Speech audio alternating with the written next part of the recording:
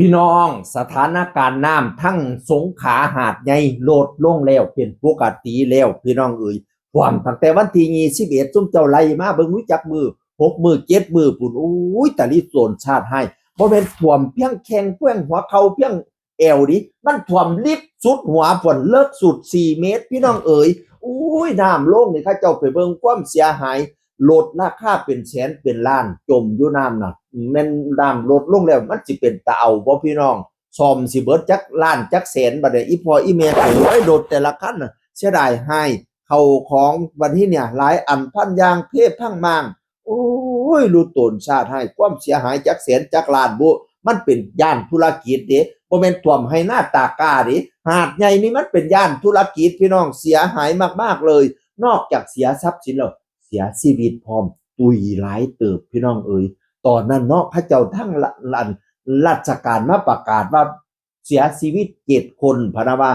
เบิ้นนาคอนเปิ้นนาคอนผู้เล่าชีเศรษฐกิจเจ็ดสกีไปซอยผู้นั้นผู้นี้แล้วก็ตั้งศูนย์อาหารนั่นแหมแล้วทุยว่าซั่นว่า7 คนเป็นไปบ่ได้ตั้งแต่ผมไปซอยก็หลายกว่านั้นอย่าเว้าเลยว่าหลักร้อยนี่อาจจะน้อยเกินไปพะนะละว่าพอเราอยู่ในเหตุการณ์ตุยหลายลอยอืดน้ำมากกับปานนั่นพี่น้องเอ๋ยลังคนตุยอยู่ในบ้านเอาออกมากกับบ่ได้เขาเจ้าไปซอยนี่เขาเจ้าต้องซอยคนมีชีวิตอยู่คนเสียชีวิตกันลังเทียมันเอาออกมายากพี่น้องเอ๋ยขนาดซอยคนมีชีวิตเก่าออกมาบ่เบิดเห็นบ่เขาเจ้าเด็กน้อยแดงๆออกมาน่ะส่งให้กันปีนหลังคาออกมาขึ้นเรียน่ะโอ้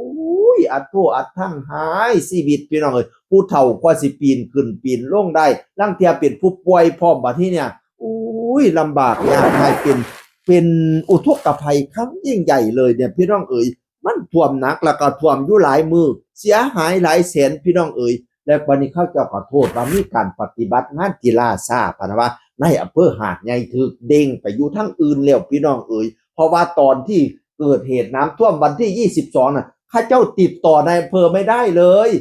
ไม่อยู่ในพื้นที่หรือเปล่าติดต่อไม่ได้เลยพี่น้องเอ๋ยบัดนี้นี่กับประสานงานฝั่งอะไรทำไมกับอะไรมันมีบ่มีศูนย์บัญชาการพี่น้องข้าเจ้าก็เลยเด้งนายอำเภอออกเลยเด้งไปอยู่ส่วนกลางเอาไปเอามาสืบสาวเล่าเลี้ยงตอนเป็นนายอำเภออยู่ปัตตานีก็มีความผิดข้าเจ้าก็เลยให้ออกจากราชการไปก่อนพี่น้องเอ๋ยข้าอันคุณอนุวัฒน์จัดให้นักข่าวบอกว่าเป็นการปฏิบัติงานที่มั่วซั่วมากพนาวานะไม่มีศูนย์ปฏิบัติการเลยสมัยผมไปทำข่าวที่สึนามินะแต่ละจังหวัดสึนามินี่จะมีรัฐมนตรีไปเป็นผู้บัญชาการเลยอันนี้น้ำท่วมยิ่งใหญ่ก็น่าจะมีรัฐมนตรีมาบัญชาการแต่ช่วงแรกๆนี่มันมั่วซั่วมากเลยพนาวาคุณเบิ้ลนาคอนที่ว่าขี่เจ็ตสกีเอาขนศพออกมานะออกมาตั้งแต่เที่ยงจนฮอด4 ทุ่มเอามาว่างไปถนนน่ะไม่มีหน่วยงานไหนมาติดต่อเลยว่าจะให้เอาไปไว้ไหนไปไว้ไหนเอาศพมาวางไว้กลางถนนพนาวาแม่จูนกินเขาก็กินเขายุดนั่นศพก็เลี้ยงอยู่นี่ละพนาวานั่นน่ะเพราะว่ามันไม่มีศูนย์ประสานงานอะไรทำไมเลยโอ้ยข้าเจ้ากับ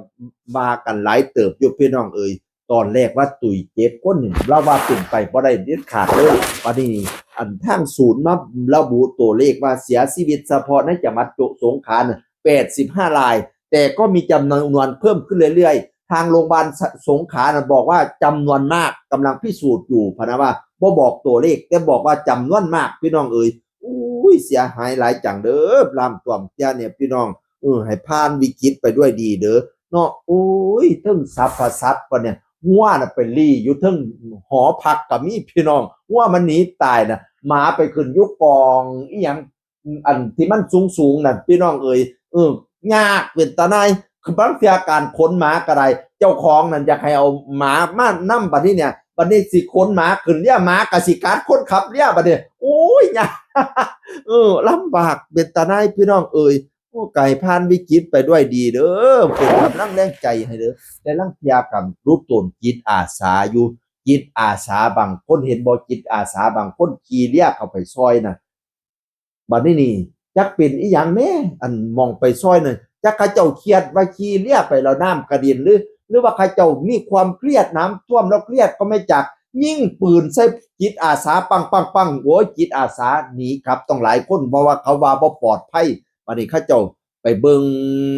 อันบรรยากาศหลังๆเนาะย่านนี่ของหาดใหญ่นี่เป็นย่านที่เคยยิงกันปังปังปังปังพะนะว่านั่นน่ะบัดนี้นี่ซุ่มจิตอาสาไปซอยแทนที่ว่าสิให้เขาซอยดีๆเนาะจักเพิ่นเครียดอีหยังบ่ยิงใส่จิตอาสาปังปังปังจนว่าจิตอาสาหนีตายไปหลายคนออกจาก